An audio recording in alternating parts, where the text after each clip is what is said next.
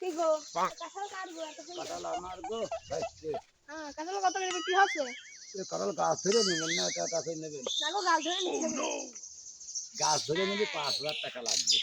বেশি হলো না 5,000 টাকা। বেশি হয় কত দেবেন আপনি? 2,500 নিয়ে নেন। 2,500 নিয়ে নেন। 2,500 না রে বাবু, তুই 3500 টাকা দিতে হবে। নিয়ে যা 3,000 টাকা নাও। যা তুই নিয়ে 3,000 টাকায় দিয়ে দিলাম। 3,000 টাকায় তো নেবো। হ্যাঁ এখন এদিক তো মাঠ ঘাট নেই। নৌকা নিয়ে আসে একবারে কাঁঠাল মোট কাটিয়ে নৌকা ভরিয়ে একবারে এই জায়গায় তো নৌকায় সরিয়ে বরিশাল চলে যাবা। একে না আনলে যাবেন তো? হ্যাঁ একবারে ডাইরেক্ট এই যে বড় কালার দিয়ে একবারে চলে যাবা, একবারে গরুই নদীতে না একবারে চলে যাবা বরিশাল। নৌকা নিয়ে আসতে হবে তো?